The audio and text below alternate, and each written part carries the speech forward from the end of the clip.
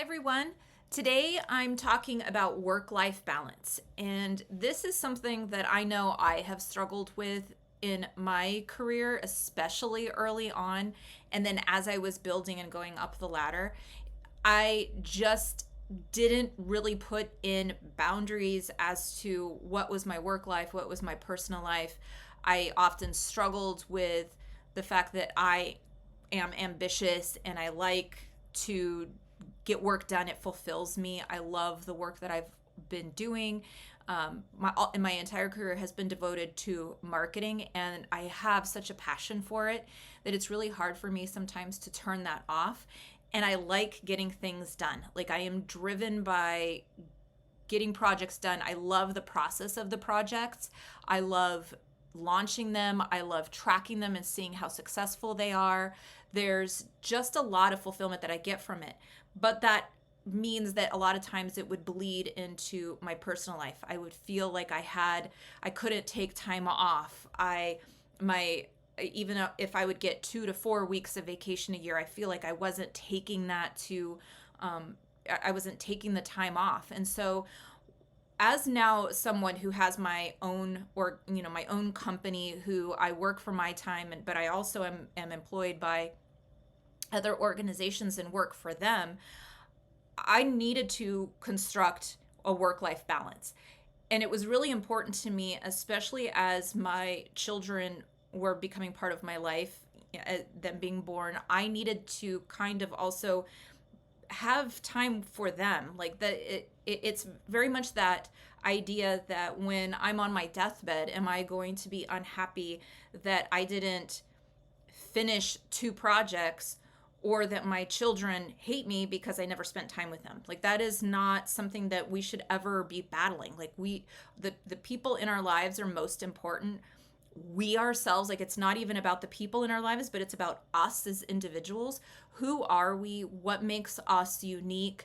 Those things need to be fostered. And I really have a very deep belief, especially as someone who has been a leader who manages others, is that if you are not allowed to fulfill yourself, to do the things that make you who you are and make you an original person, and just be able to do the things that you love, it bleeds into your work. You're not going to perform at your highest level. You're not going to want to do things for your organization that is required of you because you're lacking something in your personal life. So for me, work-life balance is hugely important. I do think that we need to, those who are workaholics, if that's what you love to do and that fires your soul, and you don't care about your other people in your life, and you don't care about that, having that balance, this is not for you.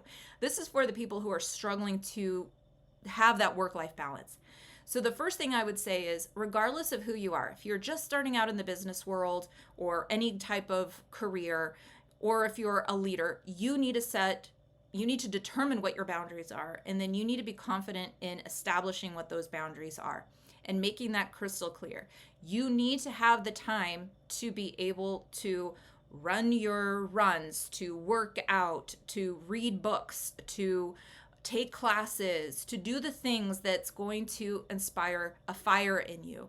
You have to have the time to do that. You have to have enough time to sleep. You need to have time to eat your lunch, your breakfast, your dinner. You need to do those things uninterrupted without having work be the thing in your mind. A lot of us get addicted to that endorphin high that you get from working, like fulfilling things and doing stuff. But those other things need to take precedence, especially if you think about, if you're on vacation and you have no idea what to do, you need to start working on what are the things you're going to do in your free time. It can't all be about work. Nobody is happier because they're working 100% of the time. We all burn out. So that's the key, is with work-life balance, it's about not burning out. And I will have another post on burnout, because I have been burnt out before, and I would like to share that experience. But for me, establishing that work-life balance, whatever it is putting in those boundaries and sticking to them, and requiring others to stick to your boundaries. Now, a lot of organizations do require that you work, work, work, or it's not even a requirement, it's an expectation. Everybody hustles, everybody works there to do this. Now, you can probably sustain that for a period of time. However, if you try to make that your career, your health is going to suffer. You're going to be unhappy. You're going to have a series of things that happen to you over time that is going to deplete who you are as a human. So I would really caution everyone to determine what are the things that you need to do in your personal life to give you fire in your work life, and take care of those things. So this means managers need to respect employees' boundaries. You should set expectations up front on what you need to do. Like if you're going to be out of the office, you need to have somebody cover you, or you need to have your projects buttoned up and set and allocate time for that time off. So I think managers it's very key for you to have your own boundaries, but then have them understand who your employees or the people that you're managing, what their boundaries are as well. And they must be reasonable. You can't have 8 weeks of vacation, but you should have something that's established that they need to go and reinvigorate themselves. And I think that and this goes for your entire team, your entire company, you should have a culture that allows for people to feed their souls. And one of the great examples that I have of this is I did work at VMware prior to the Broadcom acquisition. And they did a great job of making sure people had a work-life balance. They allocated time for you to go give back to an organization and volunteer your time, and you could take up to 40 hours a year to go do this because you're bettering your community. That helped improve people's feeling like they were contributing to something. They also made sure you had enough time if you were sick or if you wanted to take vacation and take time off. And there was a lot of education for managers on making sure that you were able to do that for people. So everyone was covering for each other, that it was allowed. That was something that they really perpetuated. And I love that environment because people were very excited to do their jobs. It really drove them and motivated them. So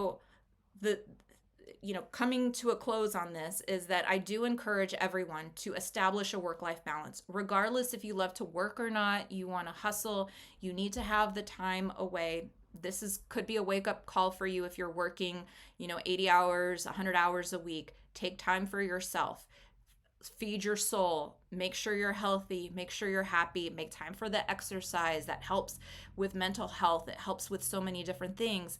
So, and then for your coworkers, and if you're a manager managing others, make sure that those people that you're taking care of, that you're managing, that they also do that for themselves. You want to also be the arbiter of how you make sure that people are doing the things that you need them to do in order to be a better employee for you. So those are my tips. And if you have other tips that you want to share with people, please add them in the comments. Would love to hear it. And I will talk to you soon. Thanks. Bye-bye.